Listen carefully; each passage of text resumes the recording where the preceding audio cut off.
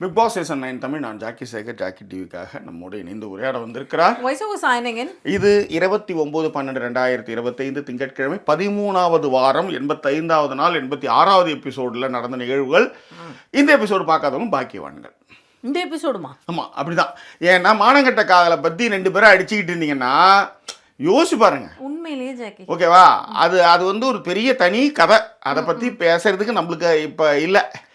அதே மாதிரி திவ்யாவுக்கும் விக்ரமுக்கும் ஒரு நடந்த சண்டையினுடைய க்ளோஷர் ஓரளவுக்கு புரிஞ்சுது. அதில் வந்து அதையும் பற்றி நம்ம கொஞ்சம் விரிவாக பேசுவோம். அதே மாதிரி டிக்கெட் டு ஃபினாலே டாஸ்க்கு ஆரம்பிச்சிச்சு. அவ்வளோதான், இங்கே ஒன்றும் இல்லை. அப்புறம் வந்து பிஆர் டீம் அது இது, பார்வதி பிஆர் டீம் அது இதுலாம் சோஷியல் மீடியாவில் பரவரக்குது. இது எப்பயுமே நடக்கிறது. அதையே வந்து ஒரு டாஸ்க்காகவும் இன்றைக்கி காலையில் விஷயத்தை வச்சுருந்தாங்க. ஸோ அதை பற்றி தான் விரிவாக பார்க்க போகிறோம். அதற்கு முன்பாக இந்த தளத்தை இதுவரை சப்ஸ்கிரைப் பண்ணாதவங்க சப்ஸ்கிரைப் பண்ணுங்கள், லைக் கமெண்ட் ஷேர் பண்ணுங்கள். ஸோ விரிவான ஒரு பார்வைக்கு ஸ்டே டியூன் வித் அஸ்.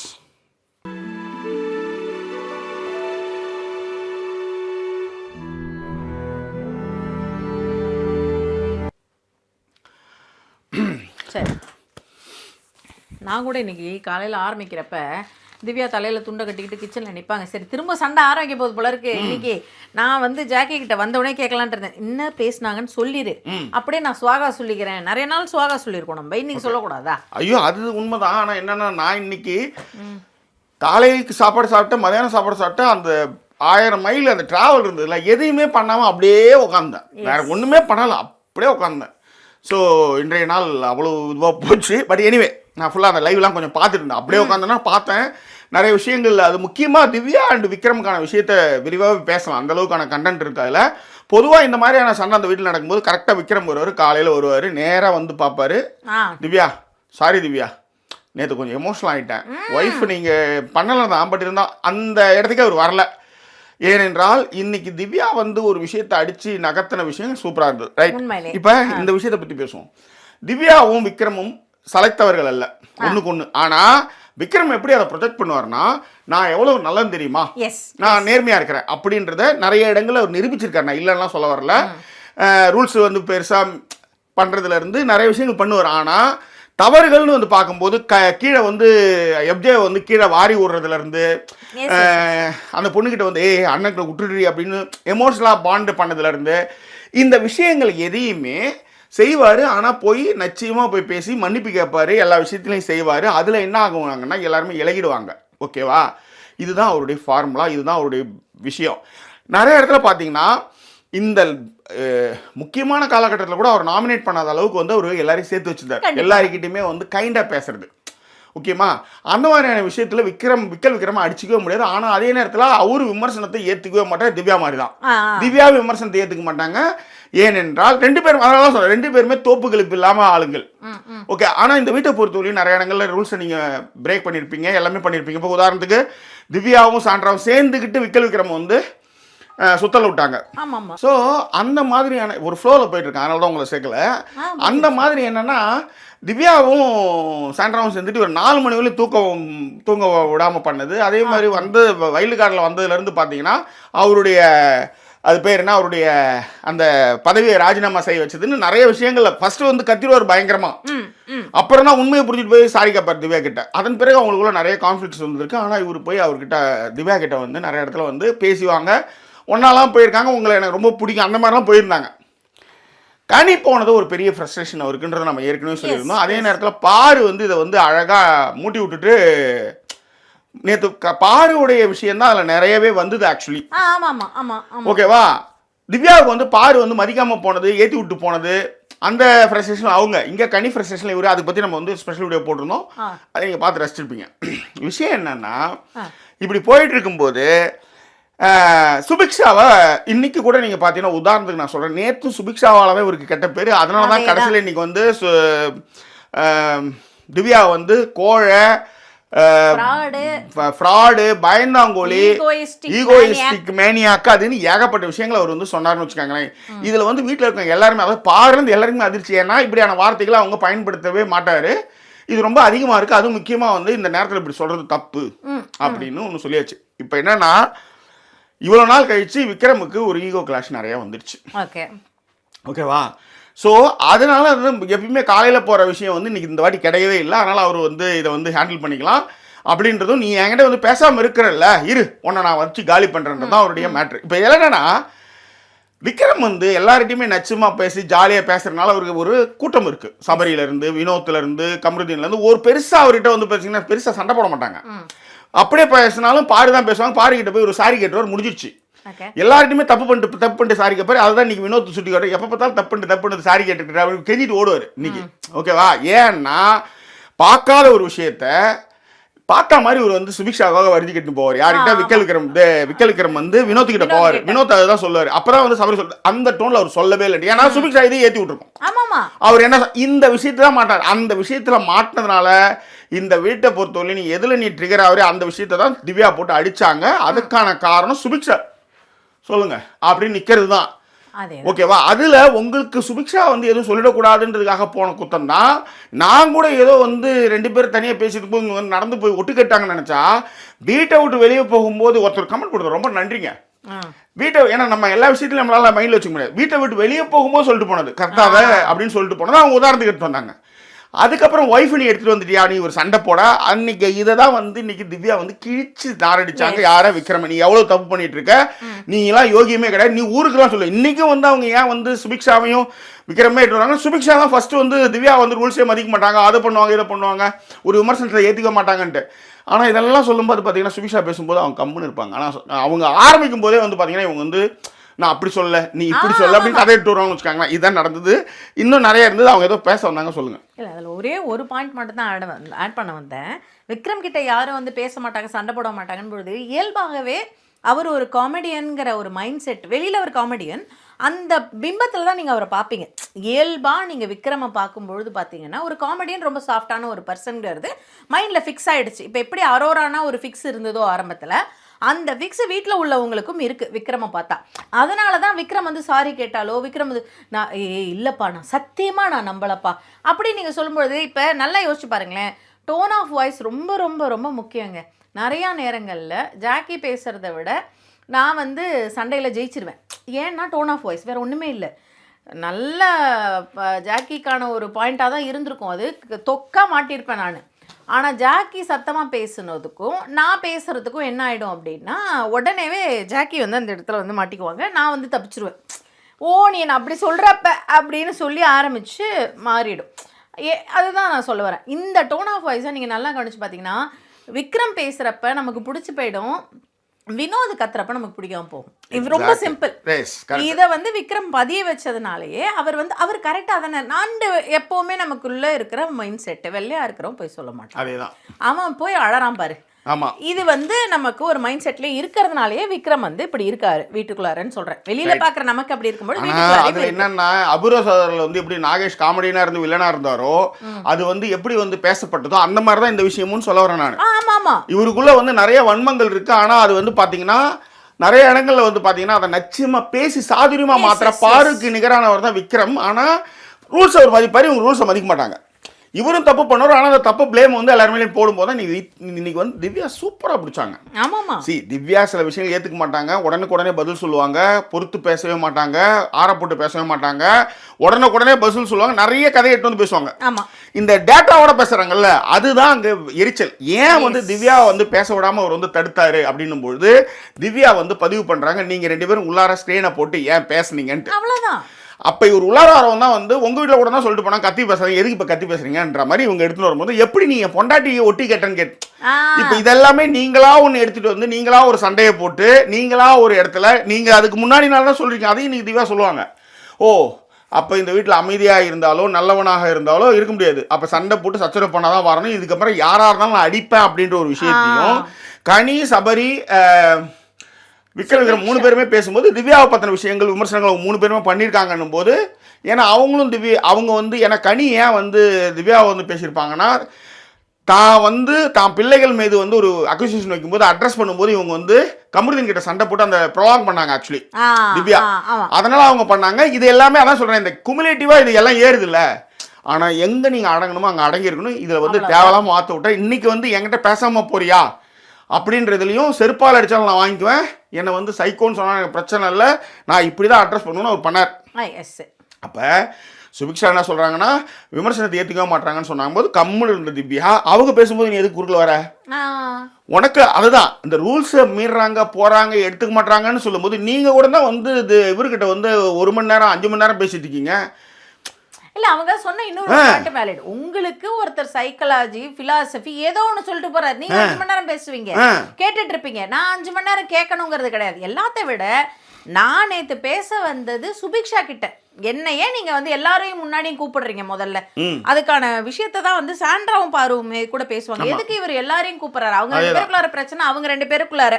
ஆனா இங்க அதை சொன்ன சாண்ட்ராவுக்கு பாருவுக்கும் உனக்குமான பிரச்சனை, நீங்க 2 பேரும் தனியா போய் சால்வ் பண்ணிக்கங்கன்னு சொல்லிட்டு கமருதினியும் பாருவும் சொல்ல முடியல. அது வேற கதை. அதுல வந்து ஒரு கதை அதுல ஓடி அதுல இவங்க அதனாலதான் வந்து பாருக்காக இப்ப பாரு சப்போர்ட்டிங்ல வந்து பாரு இருந்தனால இந்த பாசாங்க உலார வந்துருச்சு. ஆமா அதேதான். ஓகேவா? அதனாலதான் வந்து பாரு நேத்து வந்து இவங்க கத்த ஆரம்பிச்சாங்க திவ்யா. சரி இந்த விஷயம் வந்து தொக்கா வந்து விக்ரம் வந்து மாட்டிக்கிறதுனாலையும் சாண்ட்ரா கூட ஜாண்டி எடுக்கிறதுக்கான விஷயமும் சாண்ட்ரா வந்து தப்புன்னு சொன்னதும் இப்போ அவங்களுக்கு வந்து ஒரு ஆள் தான் சொல்லியிருக்காங்க. ஆனா விக்ரம் நிறைய பேர் இருக்காங்க. சபரி வந்துடுறாரு, எல்லாருமே வராங்க. ஸோ இன்னைக்கு சுபிக்ஷாவை போட்டு உடைக்கும் பொழுது வந்து பார்த்தீங்கன்னா வினோத் வந்து கைத்துட்டு ஒரு பயங்கரமா ரைட்டா. நான் வந்து நிறைய பார்த்தேன் 1 hour ஷோ இல்லாமல் நான் வந்து ஃபுல்லாக லைவில் பார்த்ததுனால இந்த விஷயத்தை பற்றி இவ்வளோ தூரம் பேசிட்டு இருக்கேன். ஏன்னா அதுதான் சுவாரஸ்யம் இல்லை. அப்போ இவர் என்ன சொன்னாரா, என் பொட்டாட்டி பேர் நீ எப்படி எடுக்கலாம் அப்படின்னு இவர் தான் எடுத்து வந்தார். அவங்க எடுக்கவே இல்லை, இவரே தான் சொல்லி அதுக்கப்புறம் கத்தி க்ளோஸருக்கு வரணும் போது நீ கத்திட்டல, நான் ஏன் க்ளோஸருக்கு வரணுன்றது இவங்களோட விஷயம். நான் உன் பொண்டாட்டி பேரை எடுக்கல, எதுவுமே சொல்ல. ஆனால் நீ வந்து கத்திட்டு அப்புறம் ஐயோ நம்ம தப்பாக பேசிகிட்டு இருக்கோம், நாமளே ஒத்துக்கிட்டோம், சுபிக்ஷாவும் நீயும் திரைக்கு பின்னாடி இருந்தீங்கன்னு சொல்கிறதுக்கு நீ ஏன் டென்ஷன் ஆகிறான்னு ஒரு விஷயம் வரும்போது நம்மளே வந்துட்டோன்னு அவர் வந்து நீங்கள் அதை தப்பாக சொல்லலாம் சொல்லி பேசும்போது தான் நான் வரமாட்டேன்னு அவங்க சொல்லுவாங்க. ஓகேவா? இதில் என்னென்னா என் பொண்டாட்டி எப்படிங்க பேசலாம்லாம் குதிச்சார்ல, அதுக்கு தான் அவங்க நீ சொல்லுவாங்க நீ கூட தான் எங்கள் அண்ணனை பற்றி நீ பேசின. எங்கள் அண்ணன் வந்து நான் மீடியா ஃபெலோ, அவங்க வந்தும்போது நீ வந்து அந்த ஆள்கிட்ட நக்கல் விடுற, நீ வந்து அடுத்தவங்க ஃபேமிலி எதுங்க இதில் இழுத்துன்னு வரீங்கன்னு சொல்லும்போது நீ கூட தான் போய் பாருடைய அம்மாவை பாரு கெட்டவங்களாங்க இருந்துட்டு போட்டுங்க, பாரு அம்மா இங்கே இருக்கீங்க நீங்கள் இங்கே இருக்கீங்க, எப்படி நீங்கள் அப்பா பாருக்கு வலிக்காதா? உங்களுக்கு தான் வலிக்குமா? உங்களுக்கு ஏதாவது ஒன்று சொன்னால் நீங்கள் உடனே அதுக்கு வந்து சீன்லாம் போடுறீங்களா? நீ கூட தான் எங்கள் அண்ணன் கிட்ட பேசுனீங்க, நான் அதை பெருசாக எடுத்துக்கவே. இதில் இன்னொரு விஷயம், திவ்யா வந்து ஏற்றுக்காத விஷயத்தினால திவ்யாவோட குரல் காரணமாகவும் அவங்க வந்து சண்டைக்காரி மாதிரி நம்மளுக்கு வந்து ப்ரொஜெக்ட் ஆகிட்டு இருக்கு. ஆனால் என்னென்னா நீங்கள் தெளிவாக ஒரு விஷயம் சொல்லுவாங்க, நாமளும் அதெல்லாமே பார்த்தோம். காய்ஸ் யார் பாருக்கிட்ட கூட சொல்லுவாங்க, காய்ஸ் எங்கள் அப்பா வந்து ஸ்போர்ட்டிவாக ஒரு மாதிரி ஜாலியாக பேசிட்டாரு, அவர் கொஞ்சம் துணிதனமாக பேசிட்டாரு, தயவு செய்து யாராவது ஹார்ட் ஆனால் மன்னிச்சுக்காங்கன்னு சொல்லுவாங்க.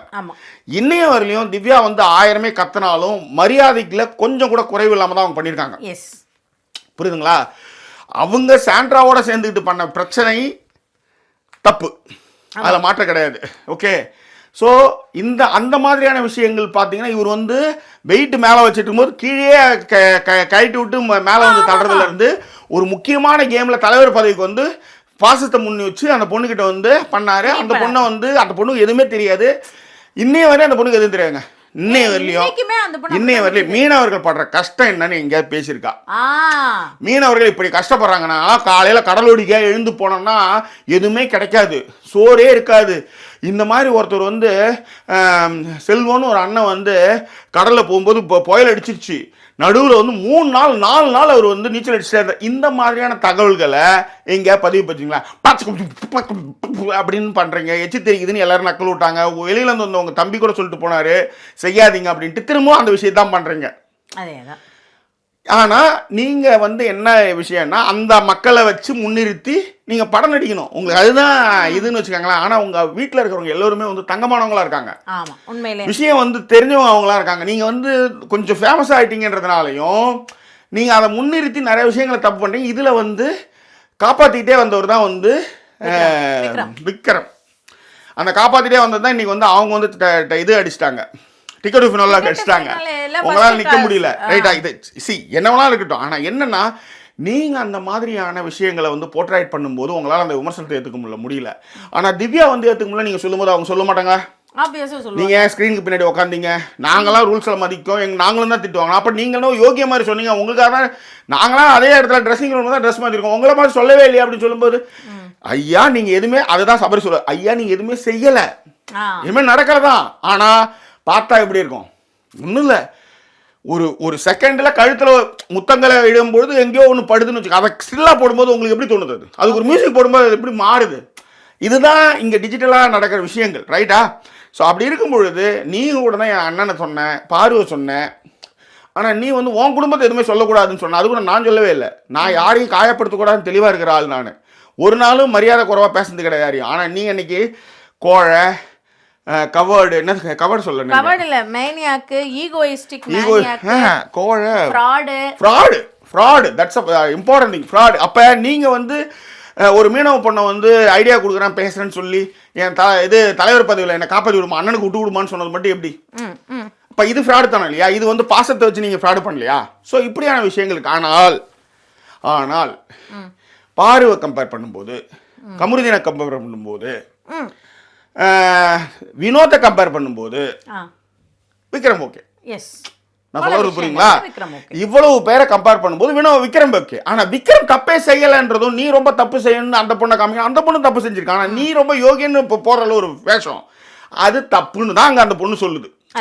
ஆனா நம்மளுக்கு 1 ஹவர்ல நம்மளுக்கு வந்து பெருசா அதை காமிக்கல, செம்ம டீடைலா பேசுறது. அதேதான். இன்னொன்னு விஷயமும் இருக்கு ஜாக்கி, இதுல அதையுமே ஆட் பண்ணுங்க. இவ்வளவு டீடைல்டா பேசுறாங்கங்கிறதுனாலதான் அவங்கள நிறைய பேசுறாங்கன்னு சொல்லிட்டு எல்லாருமே அந்த வீட்டுல மார்க் பண்றாங்க. அத மேல இன்னொரு பெரிய தவறு விஜய் அவர்கள் மேல. அவங்க நிறைய உங்ககிட்ட பேசுறாங்கன்னா உங்களை எப்படியோ சுத்த விட்டாங்க. ராணவெல்லாம் என்னென்னவோ பேசினாருங்க. கமருதீனே பண்ணாருங்க.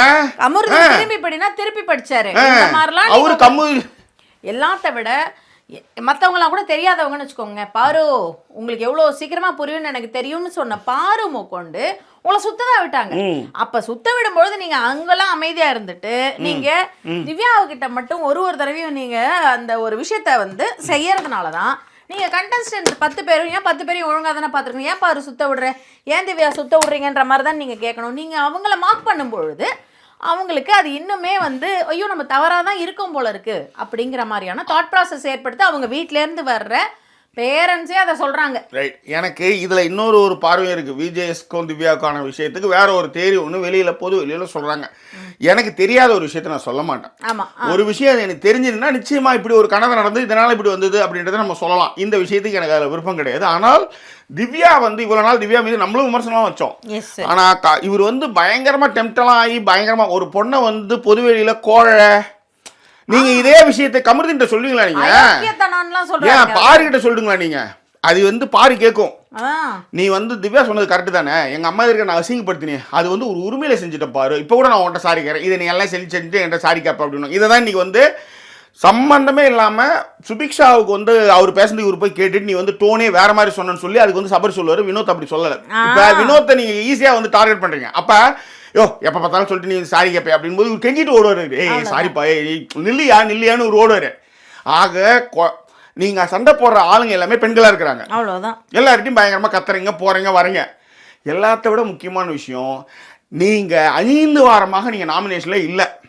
நிச்சயமா பேசி எல்லார்ட்டையும் வந்து குட் புக்ஸ்ல இருந்து நீங்க தப்பிச்சுக்கிட்டே வரீங்க. நீங்க உங்களுடைய காமெடிக்கு உங்களுக்கு வந்து ஒரு டீம் இருக்கு, ஒரு பிஆர் டீம் இருக்கு, உங்களுக்கு வேலை செய்யறாங்க, எல்லாம் ஓகே. நான் அதனால தான் இப்ப திரும்பவும் பதிவு பண்றது என்னன்னா, கமருதீன், வினோத், எஃப்ஜே, இன்னும் ஒரு 2-3 ஆண்களை கூட நம்ம சொல்லிக்குவோம். இதெல்லாம் கம்பேர் பண்ணும்போது விக்ரம் வந்து பெட்டர்.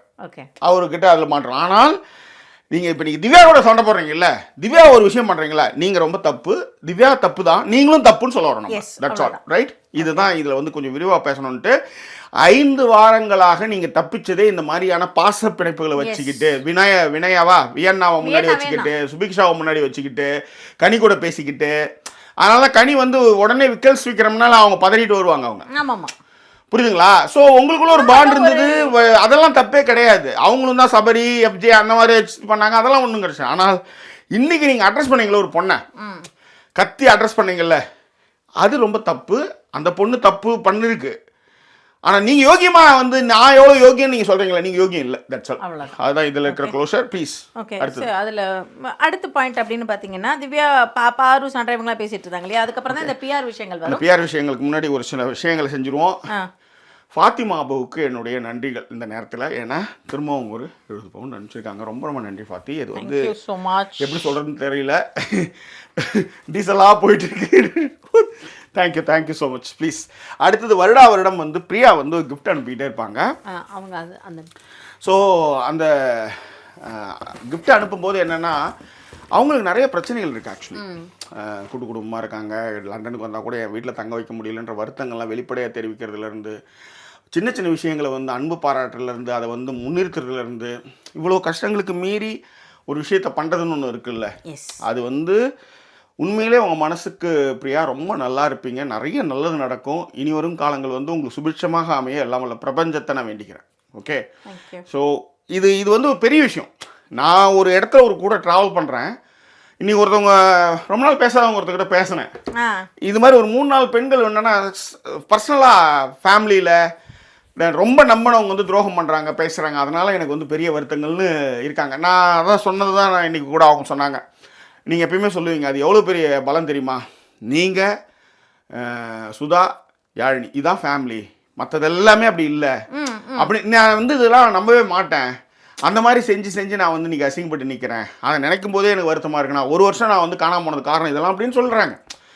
ஸோ அந்த இடத்துல இந்த மாதிரி வார்த்தைகள்லாம் பெரிய பலமாக இருக்குது. நான் வந்து உங்களுக்கு அவங்க செஞ்ச உதவிகளை நான் சொல்லும்போது, ஐயோ ஜாக்கி நீங்கள் பண்ணுற விஷயத்துக்கு எனக்கு இதெல்லாம் ஒன்றுமே இல்லை அப்படின்னு அதை சொல்கிறப்ப அது ஒரு பெருமையாக இருக்குது. ஸோ அந்த மாதிரி வந்து பிரியா வந்து இந்த மாதிரி ஒரு அப்பப்போ கிஃப்ட்டு இதெல்லாம் வந்து அனுப்பிச்சு, அது முக்கியமாக கிறிஸ்மஸுக்கு வந்து தோணும் போது அனுப்புவாங்க. பட் கிறிஸ்மஸுக்கு ஸ்பெஷலாகவே பண்ணுவாங்க. Thank you for your gift. Chocolate, அப்புறம் எசென்ஷியல் ஆயில் அமைச்சிருந்தாங்க. அந்த எசென்ஷியல் ஆயில் டிஸ்பென்ஸ் பண்ணுறதுக்கான விஷயங்கள், அந்த எசென்ஷியல் ஆயிலை போட்டு வேது பிடிக்கிறது தானே? ஆமாம், வேது பிடிக்கிற மாதிரி வேது பிடிக்கிறதுக்கான ஒரு விஷயம். அதுக்கப்புறம் இந்த ஸ்நாக்ஸ் ஃபார் மீ. ஆமாம், இது எனக்கு மட்டும்தான். அது இல்லை அப்படின்னு அனுப்பிச்சிருந்தாங்க, வேற ஒன்றும் இல்லை. யாழினி பேர் போட்டது அது அவங்களுக்கா? ஐயோ, அவங்க வெயிட்டிங்க. அதை பார்த்தோன்னே அந்த இல்லை டிஸ்பென்சரே அவங்களுக்கு தான் சொன்னாங்க. ஆமாம் ஆமாம். இல்லை அந்த இது உள்ளார இதெல்லாம் தான் இருந்தது. கொடுங்க. ஏன்னா அதை பொட்டியை எடுத்துட்டேன். அதனால் அதில் இருக்கிறது எல்லாமே இதில் எவ்வளோ கிஃப்ட்டு பாருங்கள். மாதிரி அது மாதிரி ஸ்நாக்ஸு. அப்புறம் வந்து சனிடே வந்து யாழினிக்கு வந்து அனுப்பிச்ச அந்த செயின், அது ரொம்ப நல்லா இருந்தது. அது யாழினிக்கு நேற்று வந்து அந்த கிஃப்டாக கொடுத்தது. ஸ்நாக்ஸு எல்லாமே ஸ்நாக்ஸ். அப்புறம் ஒரு குட்டி 2 அத்தப்பா. அவங்க கணவர் வந்து எனக்கு வந்து ஜின் டானிக் எடுத்து வந்து கொடுப்பாரு அவர். போன வருஷம் அது வந்து wine bottles. Thank you Priya, thank you so much. Thanks a lot. Thanks for your concern. Thanks for your Christmas wishes. அப்புறம் வந்து இனிய advance happy new year to all. Special wishes to Priya, right, and Fatima about too. Okay. Yes. So thank you both. Okay, thank you so much. Please.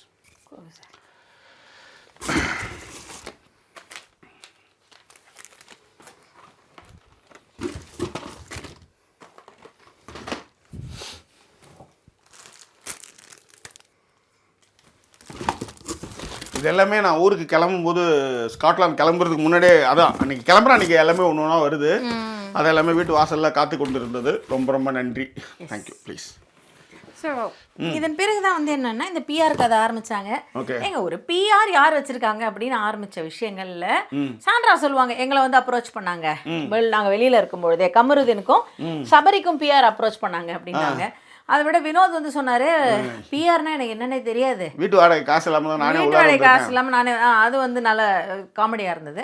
அப்போ சுபேக்ஷா வந்து சொல்லும்பொழுது என்ன ஆச்சு அப்படின்னா, நான் ஒரு மீனவ சமூகத்திலேருந்து வந்திருக்கேன் அப்படின்னும் பொழுது தான் இவர் சொல்வார், எப்போ பாரு இதே ஒரு அடைமொழியாக எடுத்துகிட்டு வராதம்மா, நிறைய பேர் வந்துட்டாங்க மீனவ சமூகத்திலேருந்து. அந்த இடத்துல உண்மையிலேயே சுபிக்ஷா அக்ரஸிவாக ஆவாங்க, அவங்களுக்கு கோவம் வரும். இதை தான் பாயிண்ட் அவுட் பண்ணி திவ்யா நாமினேஷனில் சொல்லுவாங்க. அப்பயும் அப்படிதான் இருக்கும். ஆமாம்மா. ஏங்க நீங்கள் இப்போ அதாவது உங்கள் கருத்துக்களை சொல்லவே வேணான்னு சொல்லலை. நீங்களை இன்னொருத்தவங்க யோகின்னு சொல்கிறதுக்கு முன்னாடி நீங்கள் அந்த மாதிரி இருந்தீங்கன்னா பிரச்சனையே இல்லைன்றதாங்க மேட்ரு. ஆனால் நீங்கள் மற்றவங்கள போய் நக்கல் விடுறீங்கல்ல, நீ வந்து ரூல்ஸை மதிக்கிறது இல்லை, நீங்கள் வந்து விமர்சனத்தை ஏற்றுக்கவே இல்லைன்னும் போது நீங்கள் சொல்லும் போதெல்லாம் பார்த்தீங்கன்னா அழகாக இருந்தாங்க. விக்ரம் வந்து பேசும்போது கூட வந்து பார்த்தீங்கன்னா சாண்ட்ராலாம் பாருலாம் கத்துவாங்க. ஆமாம்மா. ஆனால் அவங்க சொல்லுவாங்க, அவர் ஒரு கருத்து சொல்கிறாரு சொல்லட்டும் அப்படின்ட்டு. அவ்வளோதான். உண்மையிலேங்க இந்த கமருதனும் இந்த பாரும் பேசுறது, ஐயோ அந்த எக்ஸ்பிளனேஷன் 45 நிமிஷம் பேசுகிறப்பலாங்க கமருதன். ஐயோ தனியாக ஒரு வீடியோவே போடலாம். ஏன்னா பாரு நேத்து வந்து கனி போனதுக்கு பயங்கர ஹாப்பி, செம்ம அப்படிலாம் சிரிச்சாங்க. ஃபுல்லாக அழுகன்னா அழுக. ஏன்னா கமருதீன் வந்து பயங்கர டென்ஷன் ஆகி, நீ வந்து சொன்னடி, நேத்து கூட சொன்ன, நீ அவ பாரு சிரிக்கிறா பாரு, அழறண்டு சிரிக்கிறா பாரு அப்படின்னு சொல்லுது. இன்னொரு விஷயம் கமருதீன் படம் நல்லா இருந்தது. என்ன அழறானா எல்லாரும் குடுகுன்னு ஓடுறீங்க என்ன என்ன நான் இப்ப பேச விடுங்கடா, பேச விடுங்க. இப்ப அவர் எப்படி ஒரு டெக்னிக் பண்ணாருன்னா, கமருதீன் அங்க அழுதா, ஓ அழுறால இப்ப இருப்பாரு, நம்ம கத்திரம்பாரு அப்படின்னு சொல்லிட்டு கத்தி டென்ஷன் ஆகிற மாதிரி ஆகணும். எல்லாரும் அங்க போயிட்டாங்க. அவருக்கு கேம் நல்லா தெரியுது. ஆனா என்னன்னா, இந்த வடை போடுற கடையில வந்து இந்த டியூப் லைட் இருக்கும் நம்ம ஊர்ல, அதுக்கு கீழே வந்து எண்ணெயில அந்த வடை சுடுற எண்ணெயிலே தினத்தந்தி பேப்பரை நினைச்சு கட்டி விடுவாங்க, எல்லா பூச்சா வந்து ஒட்டிக்கும். அந்த மாதிரி கமருதீன் கிட்ட போய் பாரு அண்டு அரோரா இவங்க எல்லாமே ஃப்ரெண்ட்ஷிப்பு லவ்ன்ற போர்வையில் எடுத்துன்னு போய் எல்லாத்தையும் சொல்லிட்டாங்க. அவரு எல்லா விஷயத்தையும் எடுத்து வந்து ஒன்று ஒன்றா இறக்கி விட்றாரு. அதனால தான் வந்து பாரு வந்து ஒரு விஷயத்துக்கும் பாரு வந்து பயப்படுறதுக்கும் காரணம் நான் எவ்வளவு எமோஷனாக அவங்க கூட என்ன தெரியுமா, எல்லாத்தையும் இப்போ சொல்லிடுறேன் அப்படின்றதும் அந்த கன்சர்ன். அப்படி தான் நான் அவன் என்கிட்ட பழகினா, நான் தெரியாமல் தான் வந்து வாட்டர்மெலன்கிட்ட சொன்னேன். அன்னைக்கு உங்களுக்கு சந்தோஷமாக இருந்தது. வாட்டர்மெலன் மாதிரி ஒரு ஆளை வச்சுக்கிட்டு ஒருத்தவங்க காலி பண்ணும்போது ஹாப்பியாக இருந்தது. ஆனால் அதே பூமாரங்காயி அதுக்கே நீங்கள் என்ன பண்ணுறீங்க, கன்சர்னாக தான் நடந்தது. எங்களுக்குள்ள நடந்தது வந்து கன்சர்ன். அரோரா கையை கும்பிடுவாங்க. ஆமாம், அரோரா அதுக்கு வந்து முன்னெடுப்பு. அதனால தான் வந்து அரோரா கிட்ட வந்து அவ்வளோ இத்தனைக்கும் அரோரா இன்னி கூட அழைப்பார், நேற்று கூட அழைப்பார் அவர். ஆக்சுவலாக எல்லா விஷயத்தையும் சொல்லி, அதாவது அவங்க சொல்லுவாங்க, ஒரு விஷயத்தை நான் எட்டு வந்து உன்கிட்ட சொல்கிறேன் கமருதீன், உங்கள் மேலே ஒரு விமர்சனம் வைக்கிறேன், என் பார்வை தப்பாக கூட இருக்கலாம், திவ்யா கிட்ட நீங்கள் வந்து மன்னிப்பு கேட்டது நான் ஆக்டிங் மாதிரி இருந்ததுன்னு நான் நினைக்கிறேன்.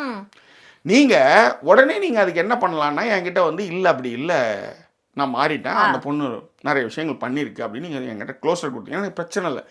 இதே மாதிரி நான் பாரு மீது ஒரு கருத்தை முன்வைக்கும் போது பாரு என்கிட்ட வந்து ஒரு க்ளோஸர் பண்ணாங்க, தப்பாக புரிஞ்சுக்கிட்டாரா அப்படின்னு ஒரு விஷயம் சொல்கிறாங்க. அந்த மாதிரி தான் நீ சொல்லு நான் நினச்சேன். நீ உடனே வந்து என் பழகினது தப்பு, என் பாசம் தப்பு, என் நேசம் தப்பு, துஷாரு அது இதுன்னு சொல்லி எல்லாத்தையும் எடுத்து வந்து நீ பேசுகிற அப்படின்றத நீ போட்டு விடுப்பாங்க. அதாவது இவங்க எல்லாம் பேசுனதெல்லாம் அவர் வந்து கேமுக்காக யூஸ் பண்ணிக்கிறாரு, அதான் உண்மை. அவ்வளோதான் அதில். அதனால தான் நான் சொன்னேன், கமருதீன்லாம் கம்பேர் பண்ணும்போது விக்ரம் எவ்வளோ பரவாயில்ல. ஆமாம், புரியுதுங்களா? ஸோ ஆனால் கமருதீன் வந்து இன்னைக்கு வந்து பாரு அடிக்கும்போது எல்லாரும் வந்து பாருக்காக வருத்தப்படணும்ல. பாரு அழும்போது எல்லாருமே சந்தோஷப்பட்டுட்டு நானே வன்மவாதியாக மாறிட்டேன்ற மாதிரி ஸ்டேட்டஸ் போடுறாங்க. ஒரு பொண்ணு அழுதா, அதுவும் இந்த மாதிரியான ஒரு விஷயத்த ஒருத்தவங்க சொல்லி அழ வைக்கும் போது நம்ம வந்து பரிதாபப்படணும்ல. நான் வந்து ஹாப்பியாக வரேன் அப்படின்ற மாதிரிலாம் ஸ்டேட்டஸ் போடுறாங்கன்னு வச்சுக்கோங்களேன். நீங்கள் செய்கிற விஷயங்கள் திரும்ப வருது ஜாக்கி. அது உண்மைதான். ஏங்க நேற்று ஒருத்தவங்க போகிறதுக்கு அழறீங்க, சிரிக்கிறீங்க. சாரி, நேற்று ஒருத்தவங்க போகிறதுக்கு சிரிக்கிறீங்க, இன்னைக்கு அழறீங்களே, அவ்வளோதான், அழ வச்சாச்சே, தட்ஸ் ஆல். ஓகே. ஸோ அதை தான் கமருதீன் அவங்களும் திரும்ப திரும்ப பேசுவாங்க. இவங்க க்ளோஷர் கொடுப்பாங்க. இவங்க வந்து சாண்ட்ரா கூட வந்து சொல்லுவாங்க, நேற்று எத்தனையோ தடவை இந்த விஷயத்துக்கு அவர் சாரி கேட்டிருக்கான்னு பொழுது கமருதீன் ஒரு வார்த்தை சொல்லுவார், நேற்று இந்த பக்கம் நிற்கிறாங்க சாரி, இந்த பக்கம் வந்துட்டு எனக்கு அப்போ தோணுச்சு, அப்போதான் தோணுச்சு அப்படிங்கிறாங்க, வெளியில் வந்து பேசுங்கிறாங்க. எல்லாத்த விட இன்னொரு வார்த்தை அவங்க தெளிவாக இருப்பாங்க. இன்னி கூட அரோரா ஏதோ பேசும்போது சொல்லுவாங்க, அவங்க ரெண்டு பேரும் ஒரு லவ்னு சொல்லாதீங்க, ஓவர் எமோஷனல் டு கனெக்ட், அதாவது ஃப்ரெண்ட்ஷிப் அபவ் ஃப்ரெண்ட்ஷிப்பா. அதுதான் அரோரா தெளிவாக க்ளோஸர் கொடுத்தது. வெளியே போய் இன்டர்வியூ கொடுத்துலாம் சொல்ல வேண்டாம், எந்த நேஷனல் டெலிவிஷனில் தப்பாக தொட்டாங்க அப்படின்னு உன் மேலே ஒரு குற்றச்சாட்டு வச்சாங்களோ, இங்கே அதுக்கான க்ளோஸரை வாங்கு. இரண்டு பேரும் இணைந்து புரிந்து அவர் கை வைக்கும்போது எனக்கும் பிடித்திருந்தது இணைந்து அப்படின்னு சொல்லு அப்படின்றது அந்த கன்சர்ன் அப்படின்ற வார்த்தையை சொல்லுவாங்க. அப்போ வந்து அரோரா கையும் கூப்பாங்க. அதேதான் இந்த குட் டச் பேட் டச் இந்த விஷயங்கள்லாம் முடிஞ்சது. இதுதான் வந்து மீனவ பொண்ணுக்கான விஷயங்களையும் வந்து பேசி முடிப்பாங்க. எல்லாரும் வந்து சொல்லி முடிக்கும்பொழுது பிஆர்னா என்னன்னே தெரில அப்படின்றதையும் திவ்யா வந்து பாரு வந்து பிஆர் வச்சிருக்காங்கன்னு என்கிட்டயே சொன்னாங்க அப்படிங்கிற ஒரு விஷயத்தையும் போட்டு உடைப்பாங்க. கமருதீன் வந்து அரோரா வச்சிருப்பாருன்னு பாருங்க. அந்த இடத்துலையுமே வந்து விக்கல்ஸ் விக்ரம் வந்து என்ன சொல்லுவார் அப்படின்னா, இவங்க தான் வச்சிருக்காங்க, திவ்யா வந்து வச்சிருக்காங்க, திவ்யா மாதிரியான ஒரு ஆளெல்லாம் இவ்வளோ சுத்தல்ல பேசி இருக்கும்பொழுது அது கட் பண்ணி போட்டால் தான் புரியுமா வெளில இருக்கிறவங்களுக்கு. அதனாலதான் வந்து நான் சுத்தலாவே இருக்கட்டும், நீ அவளை எதுக்கு வந்து அங்கே ஒன்றுமே இல்லை தான், ஆனால் நீ என்ன நக்கல் விடுறல, நான் பேசுறது புரியல, இப்போ நான் சொல்கிறேன் பாரு, நீ பதறவு பாரு அப்படின்றத அவங்க திரும்ப திரும்ப பேசுறாங்க. இதுக்கப்புறம் தான் சுபிக்ஷா வந்து என்ன பண்ணுவாங்க, பேசலாம் முடிச்சதுக்கு அப்புறமா வினோதை வந்து இழுத்துன்னு வருவாங்க. அதாவது என்ன சொல்லுவாங்கன்னா, நான்லாம் வரவே கூடாது அப்படின்னு நீங்கள் எப்படி சொல்லலாம் என்ன அப்படின்போது அவர் சொல்லுவார், நீங்க வரக்கூடாதுன்னு நான் சொல்லலாமா, நீங்க முதல்ல கிடையாது, நிறைய பேர் வந்திருக்காங்க. ஏன் ஸோ கண்ணுக்கு எதிர்க்க வந்து வினோத் சொல்றாரு, நான் எங்கம்மா ஒன்ன வரவானான்னு சொன்னேன். இந்த மாதிரி நிறைய பேர் வந்திருக்காங்க, அதையே ஏமா முன்னிருக்கிறேன்னு சொன்னேன். உடனே நீ ஏமா அதை பற்றி பேசுறேன்னு சொல்லவே இல்லையேன்னு சொன்னப்போ அப்பதான் விக்ரம் வாண்டடா வந்து வினோத காலி ஆமா பண்ண வினோத் அவர் எப்படி சொல்லுவார்னா, நீ எனக்கு பேசுனது எனக்கு அப்படிதான் புரிஞ்சுது அப்படின்ற மாதிரி சத்தம் பண்ணுவாரு.